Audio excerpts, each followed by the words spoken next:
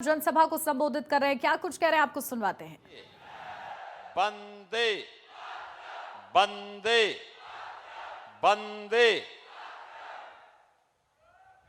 बहनों और भाइयों, इतनी भीषण तपती दोपहरी में भारतीय जनता पार्टी को अपना आशीर्वाद देने के लिए आप सब यहां पर आए हैं। मैं आप सबका हृदय से अभिनंदन करता हूं, स्वागत करता हूं और आपको मैं इस बात के लिए आश्वस्त करता हूं कि आप लोग तो खैर हम लोग तो आप ही के परिवार के हिस्से हैं, लेकिन जो पसीना भारतीय जनता पार्टी और मोदी जी के लिए आप बहा रहे हैं, इसका जो कर्ज होगा वह यहां के समग्र विकास से हम करके आपको लौटाएंगे। मंच पर उपस्थित आपके लोकप्रिय सांसद श्री रविकिशन शुक्ला जी, लोकप्रिय विधायक श्री प्रदीप शुक्ला जी, भारतीय जनता पार्टी के जिला के अध्यक्ष युधिष्ठिर सिंह जी, वरिष्ठ भाजपा नेता श्री अश्वनी त्रिपाठी जी, जिला महामंत्री डॉक्टर आर.डी. सिंह जी, पूर्व विधायक बेचन राम जी, पूर्व विधायक ब्रजेश सिंह जी, पूर्व विधायक जीएम सिंह जी, प्रदेश संयोजक पंचायत प्रकोष्ठ रमेश सिंह जी, मंडल अध्यक्ष नरेंद्र शुक्ला जी, सुरेंद्र सिंह सोलंकी जी, उदय भान सिंह जी, रामपाल सिंह जी, मदन मुरारी गुप्ता जी और युवा नेता जिनको मैं पिछले 30 वर्षों से देख रहा हूं और जब भी देखता हूं हमेशा युवा पाता हूं, ऐसे सत्यव्रत त्रिपाठी जी, शिवचरण प्रसाद जी, धर्मराज गौड़ जी, रामप्रकाश चौरसिया जी, ब्लॉक प्रमुख शशि प्रकाश सिंह जी, भारतीय जनता पार्टी के हमारे सभी पदाधिकारीगण और बहनों और भाइयों, लोकसभा चुनाव 1 जून को है और यह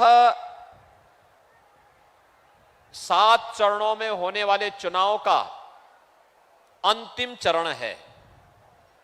बहनों और भाइयों, कुल 57 सीटों पे चुनाव होना है और मैं आज आपके पास आया हूं इसीलिए कि पूरे देश के अंदर अलग अलग चरणों में मुझे जाने का अवसर प्राप्त हुआ और पूरे देश के अंदर जो लहर है वह 5वें चरण से सुनामी बन चुकी है। हर ओर एक ही आवाज है, हर ओर जनता जनार्दन के द्वारा एक ही नारा लगाया जा रहा है और वह नारा है जो सहजनवा का भी है और गोरखपुर का भी है कि फिर एक बार, थोड़ा जोर से बोलो, आपकी आवाज गोरखपुर भी और आपकी आवाज लखनऊ और दिल्ली तक पहुंचे। मेरे साथ बोलेंगे, फिर एक बार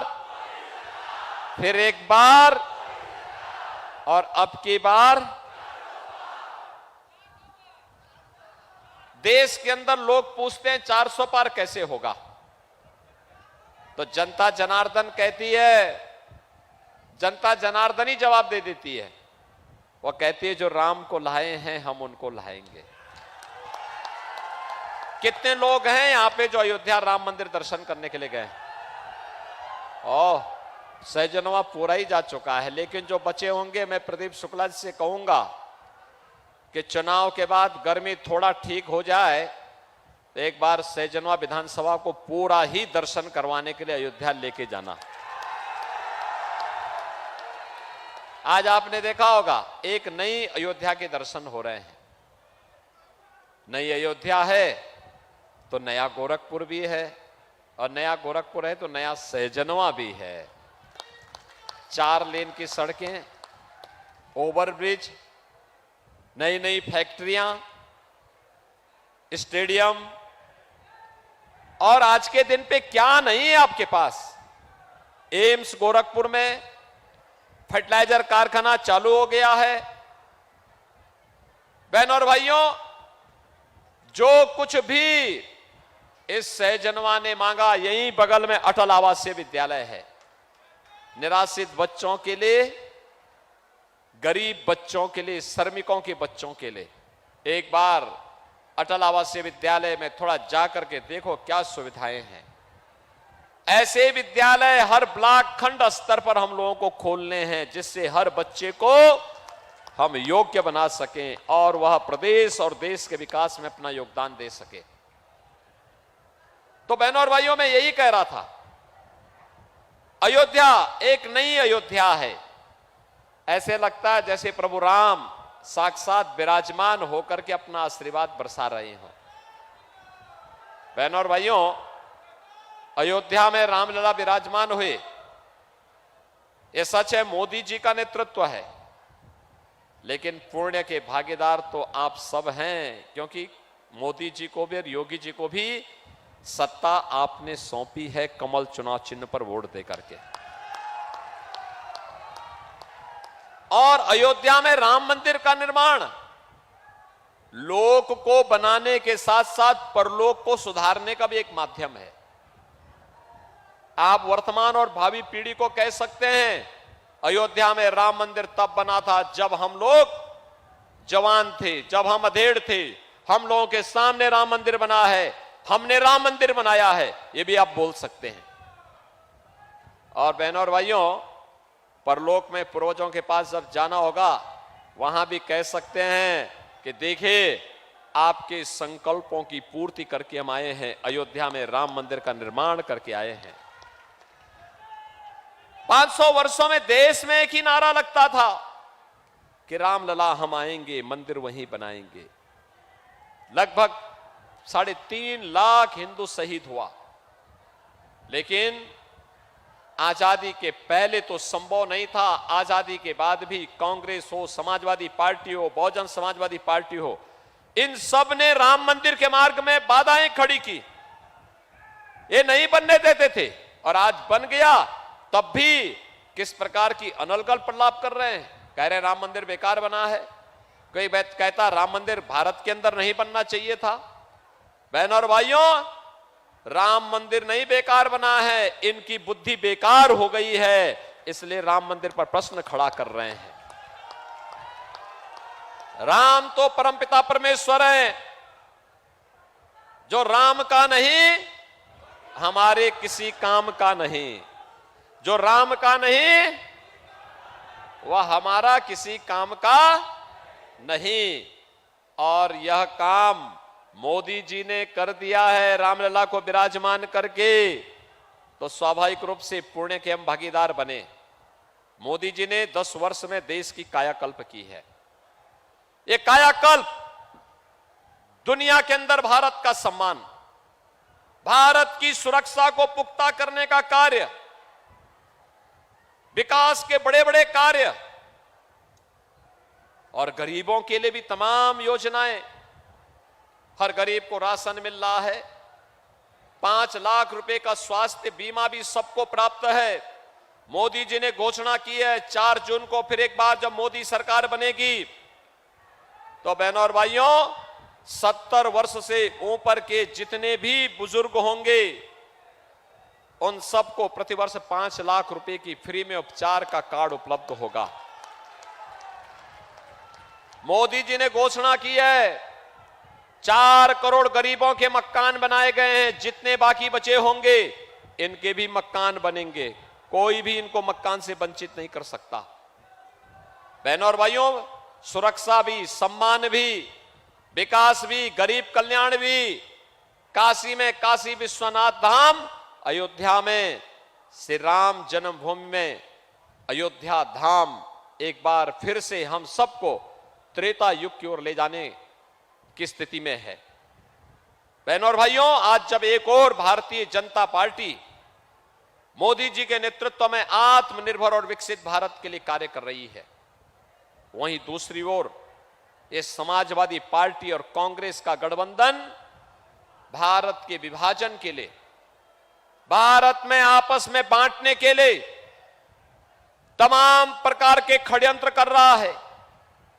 इनका घोषणा पत्र कहता है कि अगर इनको अवसर मिलेगा, ये भारत के साथ गद्दारी करेंगे, भारत के साथ धोखा करेंगे। वैसे भी ये दो लड़कों की जोड़ी जब भी मिलती है अनर्थ होता है। याद करिए, जब समाजवादी पार्टी की सरकार प्रदेश में थी, केंद्र में कांग्रेस की सरकार थी, अयोध्या में राम जन्मभूमि पर आतंकी हमला हुआ था, काशी में संकट मोचन मंदिर पर हमला हुआ था। और बहनों और भाइयों, आज लोग फिर से अपनी उसी मनसा के साथ आकर के देश के सामाजिक ताने बाने को छिन्न भिन्न करना चाहते हैं, देश के अंदर अव्यवस्था पैदा करना चाहते हैं। कहते हैं पर्सनल लॉ लागू करेंगे। पर्सनल लॉ का मतलब आप जानते हैं? पर्सनल लॉ का मतलब है 3 तलाक की कुप्रथा को, जिसको मोदी जी ने समाप्त किया, उसको फिर से लागू करना चाहते हैं। पर्सनल लॉ लागू होने का मतलब तालिबानी शासन, बेटी स्कूल नहीं जा पाएगी, महिलाएं ऑफिस और बाजार नहीं जा पाएंगी, बुर्का पहन करके घर में दुबक के रहना पड़ेगा। और भारतीय जनता पार्टी घोषणा कर रही है, भारत की व्यवस्था बाबा साहब भीमराव अंबेडकर के द्वारा बनाए गए संविधान से चलेगी, किसी शरीयत के कानून से भारत को नहीं चलने देंगे। बहनों और भाइयों, ये लोग कहते हैं हम विरासत टैक्स लगाएंगे। विरासत टैक्स का मतलब आप पे जजिया कर मध्यकाल में औरंगजेब ने लगाया था। बहनों और भाइयों, औरंगजेब मुगलों का एक क्रूर बादशाह था। इतना क्रूर था कि उसने अपने भाई की हत्या कर दी थी और अपने बाप को जेल में बंद करके पानी के लिए, उसे एक एक बूंद पानी के लिए तरसा दिया था। इसका बाप शाहजहां, जिसने आगरा का ताजमहल बनाया, वह आज भी इस बात को कहता है, आपको देखना है, खुदा वक्त लाइब्रेरी पटना में जाकर के देखिए, वो कहता है कि कमबख्त औरंगजेब, तुझ जैसा पुत्र किसी को पैदा न हो, तूने जीते जी मुझे एक एक बूंद पानी के लिए तरसाया है। तो उससे अच्छे तो ये हिंदू हैं, अपने बड़े बुजुर्गों का सम्मान करते हैं, जीते जी सम्मान करते हैं, और मरने के बाद श्राद्ध और पितरों का तर्पण करके उन्हें सम्मान देने का काम करते हैं। बहनों और भाइयों, औरंगजेब ने हिंदुओं पे एक कर लगाया था, उसका नाम था जजिया कर। जजिया कर हिंदुओं के लिए था कि हिंदू या तो जजिया कर दे और नहीं तो मुसलमान बने। बहनों और भाइयों, ये विरासत टैक्स समाजवादी पार्टी और कांग्रेस का ये औरंगजेब का जजिया कर है। हमें भारत में फिर से औरंगजेब को पैदा नहीं होने देना है। क्या औरंगजेब पैदा होगा क्या? फिर से औरंगजेब को पैदा होने देंगे क्या? विरासत टैक्स देंगे क्या? और इसीलिए हम लोग आए हैं। ये कांग्रेस और समाजवादी पार्टी के लोग देश के खिलाफ साजिश कर रहे हैं। हमें साजिश पूरी तरह विफल करनी है, और इसके लिए आपने मोदी जी को चुना तो सम्मान बढ़ा, सुरक्षा बढ़ी, विकास हुआ, गरीब कल्याणकारी कार्य हुए, और साथ साथ अयोध्या में राम मंदिर का निर्माण भी हुआ। मोदी जी हैं आतंकवाद समाप्त, मोदी हैं विकास है, मोदी हैं विरासत है, मोदी जी हैं गरीबों का कल्याण है। लेकिन बहनों और भाइयों, ये सब हुआ है आपके एक वोट के कारण। वोट सही जगह गया, आतंकवाद समाप्त, नक्सलवाद समाप्त। वोट अगर गलत जगह जाता था तो आतंकी विस्फोट होते थे, सुरक्षा को खतरा होता था। और इसीलिए देश आपका, चुनाव भी आपका, वोट भी आपका, और भविष्य भी आपका, और फैसला भी आपका। और यही अपील करने के लिए हम लोग आए हैं।